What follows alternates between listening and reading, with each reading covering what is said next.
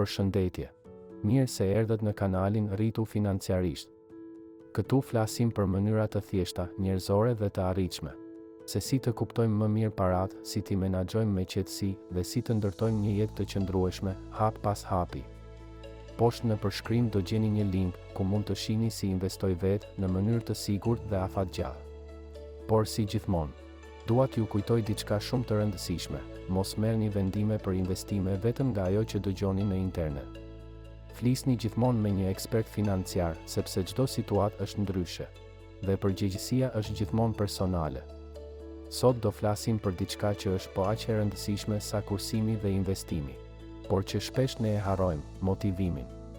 Sepse mund të kesh plan, mund të kesh qëllim, por nëse humbet motivimin, gjithçka tjetër bie poshtë. Në fillim, të gjithë janë të entuziazmuar. Fillon të kursesh, fillon të mendosh ndryshe, ndoshta hap një llogari investimi ose përpiqesh të ndryshosh zakonet e tua me paratë.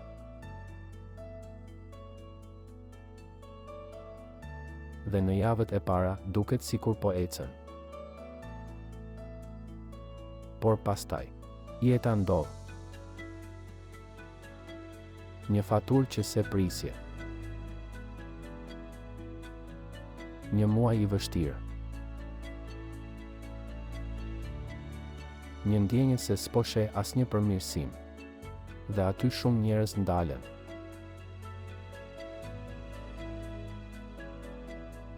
Sepse mendojnë se nuk ja vleti.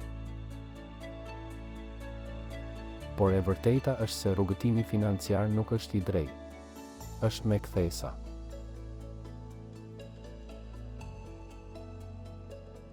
Disa muaj fiton, disa muaj thjesht mban ekuilibrin. Dhe kjo është normale. Në çdo rrugë që çon drejt suksesit, ka ditë të mira dhe ditë që duket sikur s'ka kuptim. Shumë njerëz e keq kuptojnë motivimin. Mendojnë se duhet ta ndjesh për të vepruar.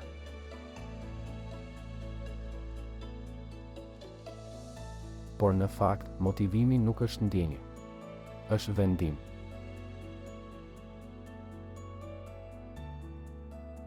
Është ai moment kur i thua vetes: sot s'kam qejf, por do e bëj prapë. Sot s'kam shumë, por do kursej prapë.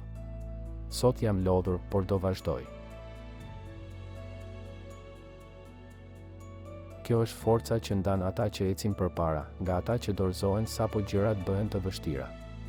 Ne shpesh presim që dikush tjetër të na motivojë, një video, një person, një rezultat.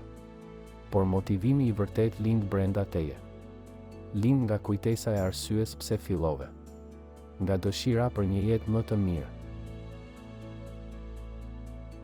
Nga nevoja për të mos jetuar më me stres çdo fund muaji.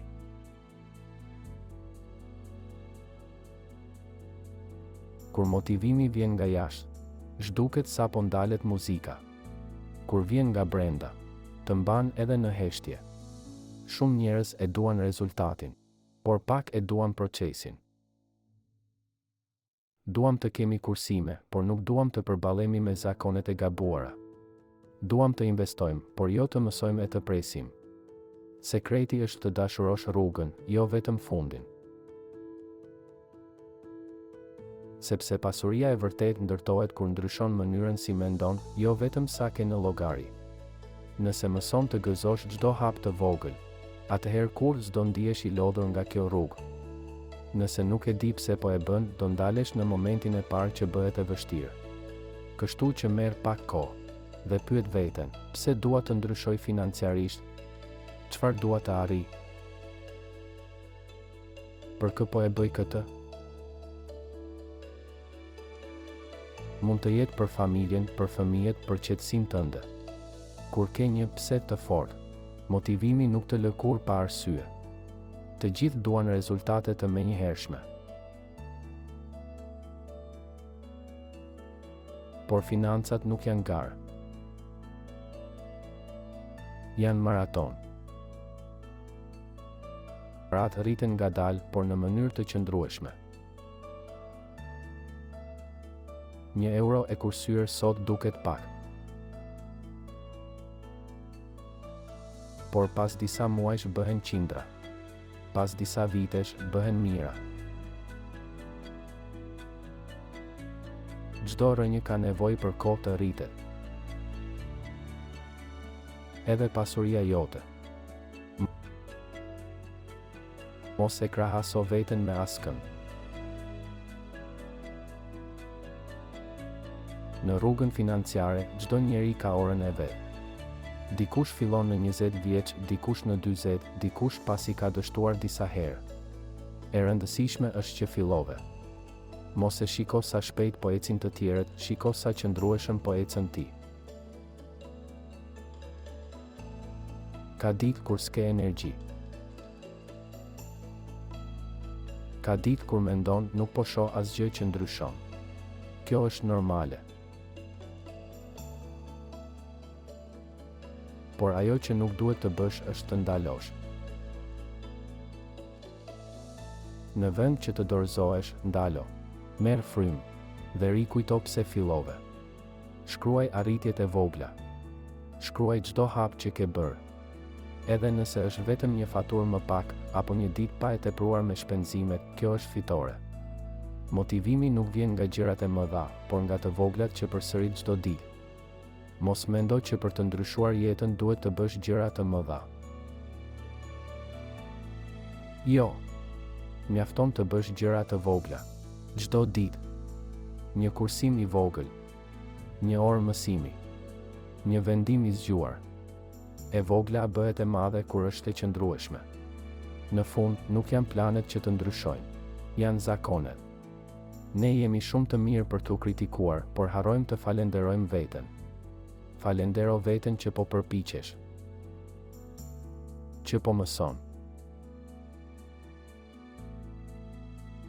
Që po ndryshon.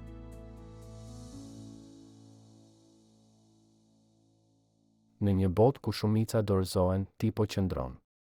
Dhe kjo është diçka për t'u vlerësuar. Shumë njerëz mendojnë, kur të kem më shumë para, do jem i motivuar. Por jo. Duhet të jesh i motivuar para se të vinë parat. Nëse nuk e gjen forcën për të vepruar tani që ke pak, s'do e gjesh as kur të kesh shumë. Motivimi i vërtet lind kur ke pak. Dhe sërish zgjidh të mos ndalesh. Kur të ndihesh i lodhur, kur të humbasësh besimin, kujto pse e nise këtë rrugë. Kujto ndjesinë e pasigurisë që doje ta ndaloje. Kujto ditët kur nuk e dije nëse do mjaftonin paratë. Kujto ëndrrën që kishe për një jetë më të qetë. Ajo ëndër ende është aty.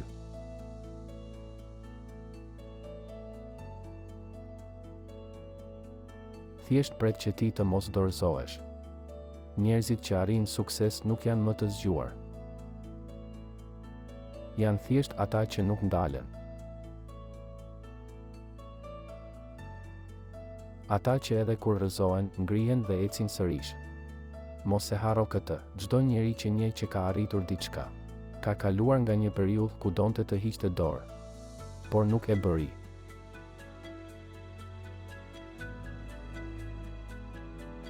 Dhe aty lindi forca.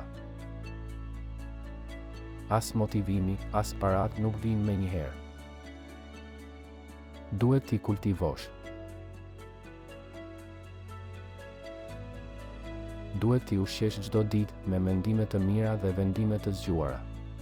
Siç kursen para, kursen edhe energji për të nesërmen. Siç investon në fonde, investon edhe në karakterin tënd.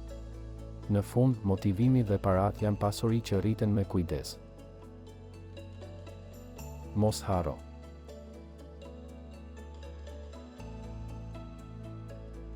Motivimi financiar nuk është për ata që kanë gjithçka në rregull. Është për ata që janë në rrugë. Për ata që ndoshta se kanë arritur ende, por që s'janë dorëzuar. Në këtë rrugë, suksesi nuk i takon më të fortit, por atij që nuk heq dorë. Ti mund të lodhesh, mund të pushosh, por mos u dorëzo. Çdo ditë që qëndron, je një hap më afër qëllimit tënd. Nëse kjo video të dha forcë për të mos u dorëzuar, abonohu në kanalin Rritu Financiarisht. Sepse çdo javë, këtu flasim për mënyra të thjeshta për të rritur jo vetëm portofolin, por edhe besimin në vetvete. dhe nëse një dik që është lodhur që ndoshta po humb shpresën, shpërndaje këtë video.